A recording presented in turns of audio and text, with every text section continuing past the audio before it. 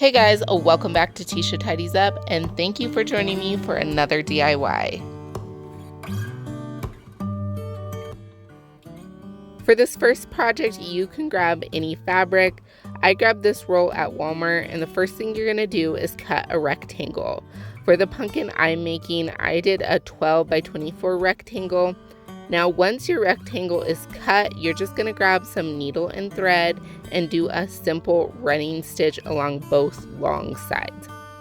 Now, you're gonna wanna make sure you leave some extra thread behind on both sides just because you will be using this as a drawstring later on. Once both sides have been stitched, you're going to fold the short sides together and then you'll stitch these sides as well. Just making sure that the stitch is a little bit tighter because this will become your main seam. Now, I will let you guys know this is such an easy DIY. If you have never sewn before or you are a beginner sewer, this is a perfect project for you. So with that all done, we're now going to turn the fabric back in and pull the first drawstring. I want you guys to pull it pretty tight and then tie it in the end because this is going to become the bottom of your pumpkin. And then after that is tied, we are going to begin stuffing it. And I just use some polyfill stuffing, but you can put literally anything in this, some old pillows or whatever you have handy. I will recommend though pulling your stuffing apart. That way it doesn't look too clumpy when it's done. After it's all stuffed, you're just going to grab that last drawstring, tying it all up. And then we're going to grab something to make the ripples in the pumpkin. I just grabbed some thick braided yarn and tied it to a stick I had laying around. You're just going to want something to help push that string through the pumpkin. And then once you get that through, you're going to want to space out each string far enough where it creates the pumpkin effect, and then make sure with each loop that you're doing, you're pulling it tight to really shape that pumpkin. You don't want to end up doing this and having to maneuver the string later on. And then once that is all complete, you're going to end up with a loose top and bottom string. All you're going to do is take those pieces to the bottom of your pumpkin and tie it in a bow, and you can easily tuck it in that hole. And then I just grabbed some loose leaves that I had lying around to complete my pumpkin. And you can use anything that you have for a stem. And then there you guys have it. Your fabric pumpkin is complete.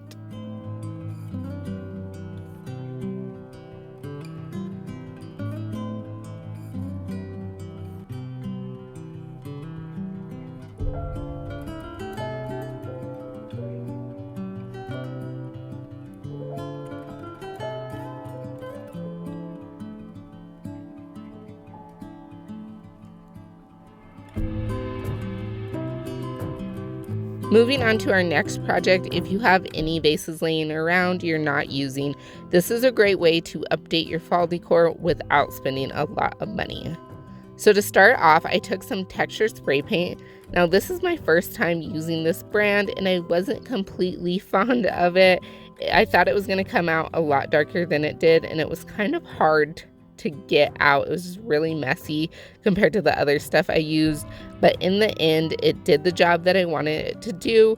I did have to go back over it with some regular spray paint, but overall I absolutely loved the end result.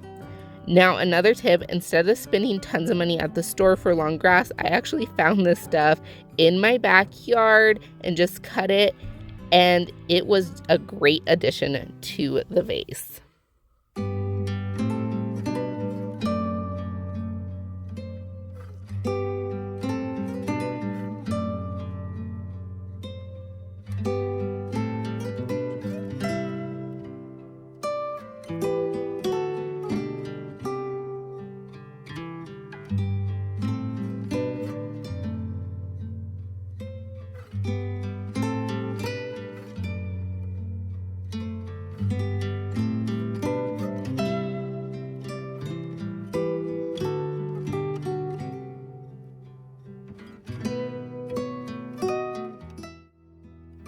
Next, for a simple quick DIY, you're going to take a dollar store vase and fill it up with popcorn kernels. Also, you can use candy corns or any other fall items you may want. And then after that, I just put an LED light down in the kernels. And to get the vase a little bit more of a design, I added some burlap trim to the outside of the vase. And within a couple of minutes, you guys will have yourself a beautiful fall decorative vase.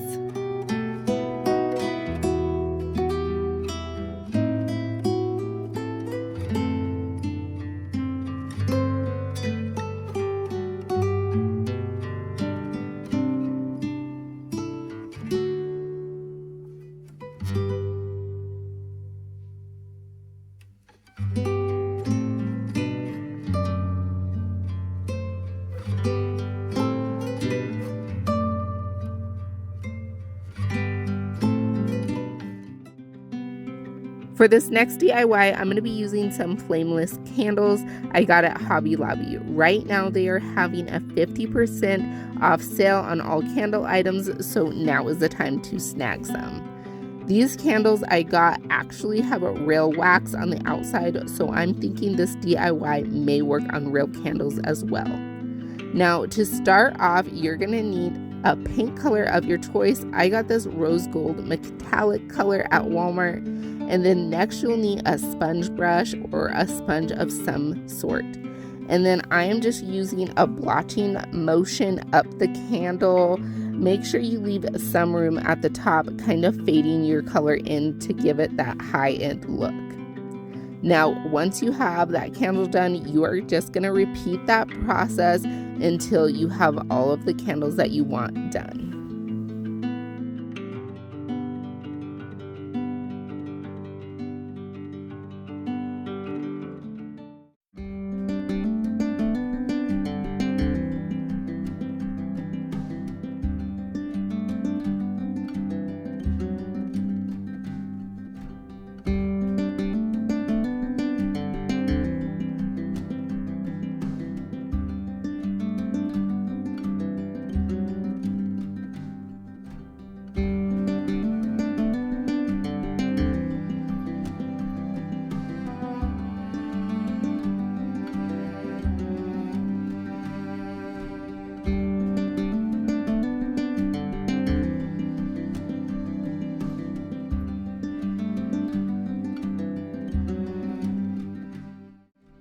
And this concludes my DIY video. Make sure you guys hit that subscribe button and those notification bells because I'm going to be having one last DIY video on Thursday before I start my fall decorating.